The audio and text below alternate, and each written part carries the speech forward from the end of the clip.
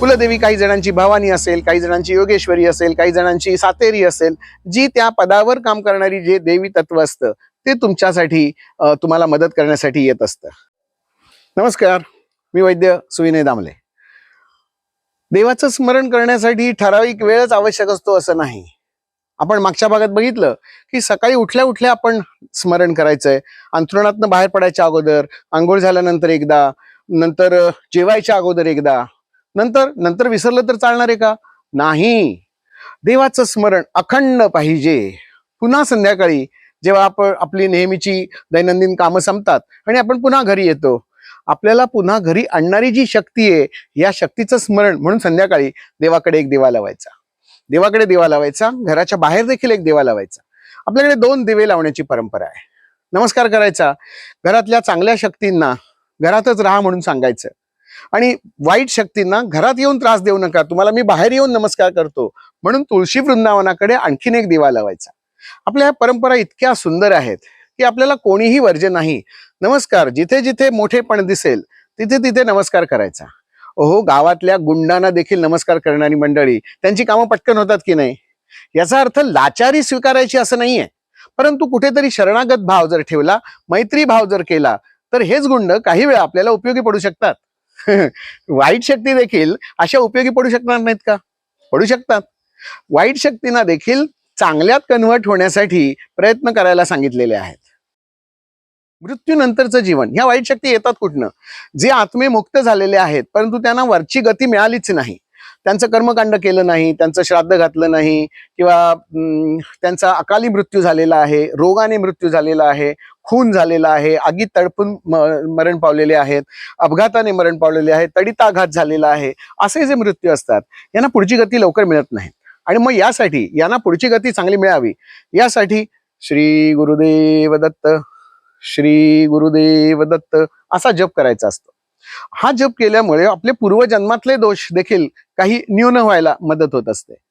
जन्मवेळचे दोष, कुंडलीतले दोष, पूर्वजांनी करून ठेवलेल्या चुकांचे दोष, काही शाप असतात, काही दातखिळ वाजलेली असते, काही जणांची नजर लागलेली असते, हे सगळे दोष ज्याला आध्यात्मिक व्याधी म्हणूया आपण, हे परिहार होण्यासाठी श्री गुरुदेव दत्त असा जप करायचा. किंवा तुमची जी कुलदेवी आहे या कुलदेवीचं स्मरण करायचं. श्री कुलदेवताय नमः, श्री कुलदेवताय नमः असा जप करायचा. काही जणांना माहितीच नसते आपली कुलदेवी कोण आहे. काही आवश्यकता नाहीये, देवीचं नाव माहीत नसलं तरी देवी तुमच्याकडे लक्ष ठेवून आहे यावर मात्र आपलं लक्ष पाहिजे की माझ्याकडे बघणारी एक देवता आहे आणि ती माझं कल्याण करण्यासाठीच मला माझी बुद्धी फिरवून फिरवून देते. आणि आपण जर वारंवार तीच चूक परत करत राहिलो तर मात्र ती देवी जी असते ही तुमच्याकडे दुर्लक्ष करायला सुरुवात करणार आहे. जसे एखाद्या जिल्ह्याच्या जिल्हाधिकाऱ्यांचं नावच तुम्हाला माहिती नाहीये, पण तुम्ही जर पत्राने व्यवहार केलात, माननीय जिल्हाधिकारी, जिल्हा सिंधुदुर्ग, सिंधुदुर्ग नगरी, असं समजा महाराष्ट्र, असं समजा जर पत्र टाकलं तर सिंधुदुर्ग जिल्ह्याच्या जिल्हाधिकारी पदावर जी व्यक्ती असेल ती व्यक्ती तुमच्याशी करस्पॉन्डन्स ठेवते, संपर्क ठेवते आणि तुमचं काम होऊन जातं. तलाठी कोण आहे हे बघण्याची आवश्यकता नसते. त्या पदावर काम करणारी व्यक्ती तुमचा अर्ज पोचल्यानंतर ते काम करणारच असते. अरे तसंच आहे कुलदेवीचं सुद्धा. कुलदेवी काही जणांची भवानी असेल, काही जणांची योगेश्वरी असेल, काही जणांची सातेरी असेल, जी त्या पदावर काम करणारी जे देवी तत्व असतं ते तुमच्यासाठी तुम्हाला मदत करण्यासाठी येत असतं. स्मरण तर करा.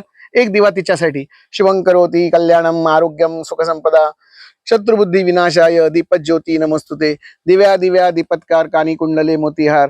हे जे मंत्र म्हटले जातात हे परंपरेमध्ये आमच्या होते.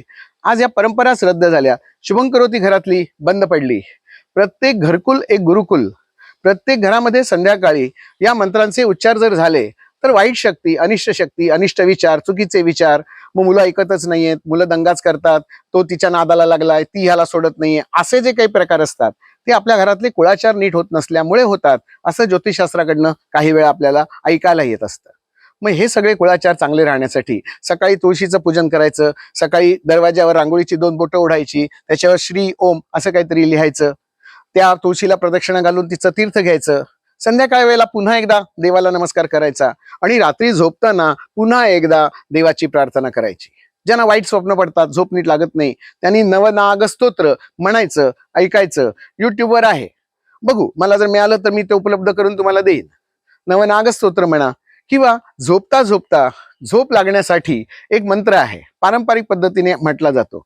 पडपडकुडी धरणी वरी हा एक मंत्र आहे. ते मंत्र ऐकत ऐकत जर झोपलात तर वाईट शक्ती किंवा नागापासून तयार झालेले दोष नाहीसे होतात आणि तुम्हाला झोप शांत लागते. ऐकून बघा आणि अनुभव कळवा. जय श्रीराम.